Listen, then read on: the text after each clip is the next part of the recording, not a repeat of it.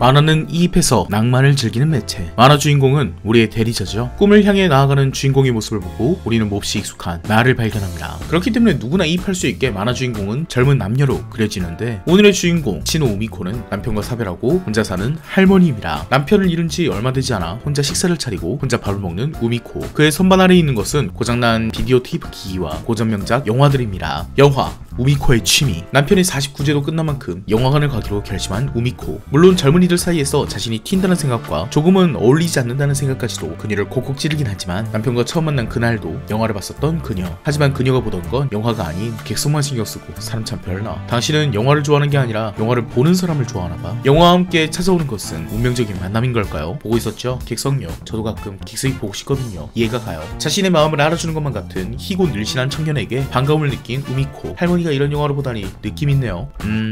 일단 무슨 뜻인지 모르겠는데 썩 유쾌한 기분은 아닌 것 같군요. 하지만 지금 찾아온 이 넘실거림을 놓쳐서는 안 될 것 같았던 우미코는 영상 까면 비디오 기기에 고칠 수 있니? 라는 말도 안 되는 대사로 그를 붙잡아 봅니다. 못 고치는데요? 네, 당연히 못 고치겠죠. 그래도 그런 우미코의 모습을 처량하게 느낀 건지 흥미가 생긴 건지 그는 최대한 도와주겠다며 나섭니다. 생각보다 기계를 금방 고친 카이는 시험삼아 비디오를 틀어보는데, 노인과 바다, 어부 할아버지가 전력을 다해서 거대 다랑어와 씨름을 한 뒤 돌아왔지만 남은 건 뼈뿐이었다는 의미불명의 소설이죠. 어쩌다 보니까 시작된 영화 감상회. 남편과 같은 자리에서 영화를 보는 청년을 보면서 살아있던 시절의 남편을 생각하게 됩니다. 영화를 보는 사람을 좋아하다니 그런 건 아니었는데, 영화를 함께 봐주는 당신을 좋아했어. 영화 감상회가 끝난 두 사람은 이제서야 겨우 통성명. 그를 도와준 청년의 이름은 카이, 바다 해자를 써서 카이입니다. 우미코 씨와 이름이 똑같네요. 그런 그가 우미코 씨의 이름을 부릅니다. 그리고 무언가가 넘실댑니다. 영화 만들고 싶지 않아요? 어떤 재밌는 영화를 봐도 객석이 신경 쓰이죠. 자기가 만든 영화를 이렇게 봐준다고 생각하면 전율이 느껴지지 않아요? 그 넘실거림에 휩쓸려갈 것 같은 우미코 씨. 하지만 노인네 특유의 점사를 빼려 하지만, 그런 사람은요, 지금부터라도 죽을 각오로 영화를 만들어야 해요.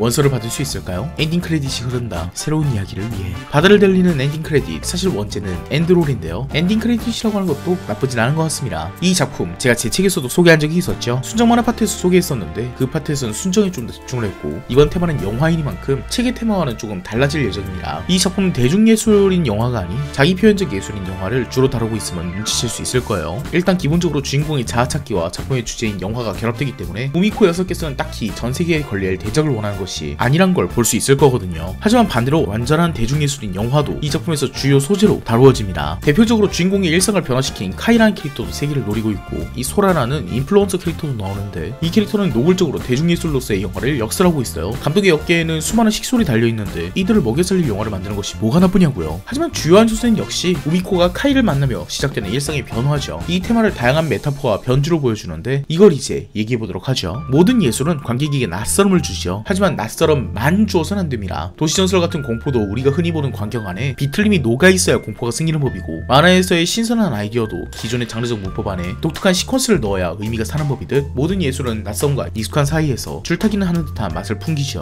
이 작품 바다를 달리는 엔딩 크레딧 역시 의도적으로 낯선과 익숙함을 적당히 버무리려고 하고 있습니다. 평범한 대학생들의 대학생활 안에 우미코란 낯선 존재, 할머니가 끼어드는 것에서 이 작품이 시작되는 것처럼 작품의 초반 낯선 이미지를 견인하는 건 우미코에게서 출발하는 편이죠. 초반에 낯섦이라는 것은 부정적으로 연출됩니다. 한국인이라서 체감은 잘 안되지만 영상과의 다른 대학생들은 서로를 별명 혹은 이름으로 부르는데, 주인공은 할머라고 말하려다가 황급히 신호씨라고 선을 긋고 말한다거나, 대학 내부가 할머니 신입생을 보고 시끌시끌하게 낯선 취급을 한다거나, 일단 근본적으로는 친절한 듯 보이지만 할머니는 무거운 걸 못 들 테니 라는 은은한 배제의 분위기도 있습니다. 우미코는 스스로를 낯설게 대하는 이 분위기를 보고 답답함이라고 표현합니다. 만화를 보면서 해지를 들으시는 분들은 1권 중반쯤에 전기를 보시면 좋겠네요. 하지만 우미코의 답답함은 반대로 자신을 이해하는 존재 혹은 자신에게 관심이 있는 존재를 보면 금방 풀려버리고 마는데요. 가령 카이가 자신의 작품을 보고 싶다거나 우미코가 찍은 영상을 보고 싶다는 등 호의적인 관심을 보이면 그녀의 갑갑함이 사라지게 됩니다. 할머니 주인공이란 낯선 설정이 이 부분의 맛을 극한으로 올려줘요. 사회적으로 할머니가 하는 일에 대해서 노인의 소일거리,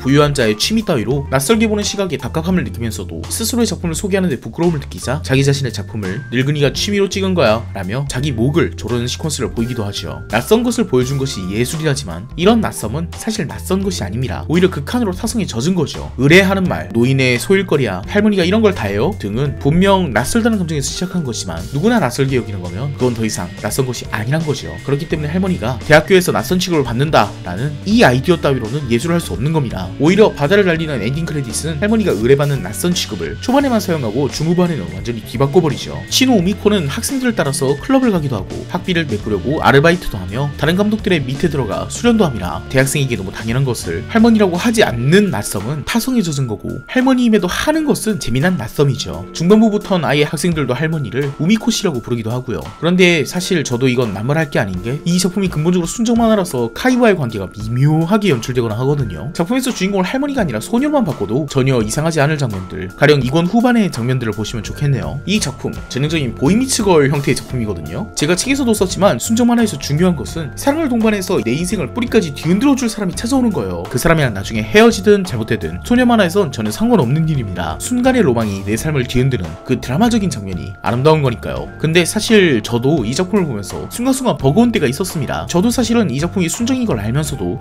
순정의 보이미츠걸 느낌을 살려서 할머니의 인생을 뒤흔드는 장면을 그린 거구나 라면서 그 감정 내에 사랑 비슷한 거가 없길 바랐을지도 몰라요. 저 역시 낯섦에 당해버린 거죠. 그런데 노골적으로 우미코씨가 이렇게 나와버리니까 순간적으로 보던 만화를 잠깐 덮었습니다. 받아들이기 힘들었기 때문이죠. 하지만 지코의 대사가 굉장히 좋았다고 생각해요. 지금 그렇게 못하니까 즐겨야지. 자신의 감정이 어떻든 그게 낯설든 아니든 지금만 할 수 있는 경험이니까 영화 예술을 말할 때도 좋은 점이라고 생각해요. 내가 어떤 걸 보든 이 경험은 스크린 앞에 있는 지금은 할 수 있는 경험, 예술을 볼 때만 할 수 있는 순간적인 경험, 이 당혹스러움마저 지금뿐이니 즐겨보아야죠. 우미코씨가 낯선 칭을 받는 것만이 이 작품의 전부는 아닙니다. 가령 2권 초반을 보면 이 작품은 은근히 동성애적 코드나 드래그 퀸 등의 퀴어적 코드도 녹아있는데요. 가령 카이가 과거에 영향을 받은 친구와의 관계가 매우 미묘하게 묘사가 된다든지, 우미코도 사실은 주변을 낯설게 보고 있고 그 낯선 이들이 너무나도 일상적으로 겪는 경험, 수많은 낯선들이 형성하는 낯선 이의 일상이 역설적으로 표현되고 있어서 이 작품의 주제의식을 더욱 풍성하게 묘사하고요. 그 낯선들이 꼭 나쁘게 표현되는 것도 아닙니다. 일상적으로 겪어야 되는 낯선 대우는 비교적 나쁘게 표현되는 반면 일상 속에서 찾아낸 낯선 감정은 영화 예술이 반드시 캐치해야 되는, 카메라에 담아야 되는 예술로 묘사하거든요. 이건 파트 2에서 더 얘기해보죠. 이 작품에서 낯선 만큼 중요한 포인트가 바로 변화라는 점도 보일 텐데요. 가령 제가 소개한 1화만 하더라도 노골적으로 파도라는 메타포로 변화를 표현하고 있죠. 주인공 우미코와 카이의 이름이 바다인 만큼 이 작품에서 변화를 암시할 때는 언제나 바다를 묘사하며 표현하고 있어요. 카이의 말에 영향을 크게 받아 우미코의 다리가 풀릴 것 같은 장면을 넘실대는 파도에 휘둘리는 것처럼 묘사한 게 참 재미있는 표현이 아닐까 싶고요. 그 뒤로도 장소 혹은 비유로 작품에서의 변화 포인트들이 꾸준히 바다에서 이루어지는 듯이 보입니다. 그런데 조금만 더 깊게 보다 보면 변화도 두 종류가 제시되고 있는 것을 볼 수 있어요. 가령 아까 제가 당혹했던 2권 말미에 우미코씨의 감정 변화, 나는 이 아이를 어떻게 생각하는 걸까? 에서는 주인공이 마음을 즐겨야겠다고 먹은 변화 장면에선 파도가 비유적으로도 장소로도 등장하지 않습니다. 또 다른 예시를 들어볼까요? 4권 중반을 보면 주인공은 지금까지 카이를 주인공으로 하는 영화를 만들고 싶다고 외적으로 외쳐왔지만 실제로 그녀가 만들고 싶은 것은 세계와 나 사이의 엇갈림을 그리고 싶다. 즉 카이가 주인공이기에 중요한 게 아니라 나의 내면을 말하고 싶다라는 변화를 보이며, 나는 사실 카이가 찍고 싶은 게 아니었어 라는 굉장히 중요한 변화의 구매를 마주하는데, 이 장면 역시 바다가 그려지거나 혹은 장소가 바다인 경우가 아닙니다. 여러분들은 이걸로 눈치채셨나요? 네, 바다와 파도 따위의 비유는 외적으로 밀려오는 변화를 의미하고 내면에서부터 비롯된 변화들은 파도와 같은 외지적 요인으로 묘사되지 않습니다. 이 부분에서 낯섦을 다시 끌고 와야 되는데요. 우미코는 자기 자신의 변화를 카이, 대학 등으로 이루기도 하지만 자신이 영화라는 예술에 담고 싶어하는 것은 나 자신에게 원래 있었던 것, 그저 자신이 주목하지 않았을 뿐이었던 것, 나 자신 내면에서 발견한 낯섦에서 시작하는 감정입니다. 우미코는 남편과 사별한 이후로 딱히 남편의 싫은 점 따윈 생각해본 적이 없었고 자신의 결혼 생활에도 불만 따윈 전혀 생각한 적이 없었지만 사실 그녀의 세계관 내에서는 자신이 인지하지 못하고 있던 낯선 감정이 있었습니다. 사실 나에게 안정된 이 생활이 내 자아의 발현을 막았던 건 아닐까? 작중에서 농담처럼 예술가는 자의식 과잉이라고 하는데 이 작품의 주제상 정말 그럴 수밖에 없습니다. 바다를 달리는 엔딩 크레딧에서 예술이란 당연하게 여겨지는 낯선 타자를 극복하고 내게 당연하던 일상 속에서 낯선 내 자아를 재탐색한 뒤에 그것을 사람들에게 전시해놓는 몹시 부끄러운 행위이면서도 그 낯선 나란 존재를 세상이 낯설지 않게 공감해주길 바라는 미친 사이코패스 새끼들이거든요. 예술가는 미친 인간들이에요. 그러니까 이제 제가 처음에 말한 예술은 낯선과 익숙한 사이에 줄다리기 같은 것이란 비유가 조금은 이해가 되셨을 거라 믿습니다. 마지막으로 또 다른 비유에도 주목하셔야 되는데요. 주인공 우미코는 예술혼을 펼치는 것, 창작을 시작하는 것을 배를 띄우는 것에 비유합니다. 배는 원하는 곳으로 향하는 이미지도 있지만 이 경우에는 띄운다는 표현에 집중해야겠죠. 마치 종이배 혹은 범선 같은 무동력 배가 파도나 바람에 떠밀리며 그렇게 항해를 하는 것처럼 초반에 묘사가 됩니다만 결국 띄우는 행위 그 자체는 내면에서의 변화에서 비롯됩니다. 우리는 창작을 하면서 외적인 풍파에 휩쓸리기도 하고 누군가의 영향을 받기도 하지만 결국 창작을 하기 위해서 박차를 가하는 것은 바로 내 내면의 목소리이기 때문이죠. 생각해보니까 영화란 포인트는 이 리뷰에서 많이 담지 못한 못한 것 같은데 아무튼 소재 대부분이 영화니까 이 작품에서의 예술은 영화로 받아들이고 이 평론을 받아들이시면 좋겠습니다. 오랜만에 신나서 리뷰했네요. 여러분들도 꼭 같이 봐줬으면 좋겠습니다. 썸네일과 제목이 낯섦에 이끌려온 사람들도 내면의 낯섦을 발굴하게 되는 리뷰면 좋겠습니다. 익숙한 나를 발견하는 만큼 낯선 나도 발견할 수 있기를. 오늘 리뷰 여기까지였습니다. 끝까지 봐주셔서 감사합니다.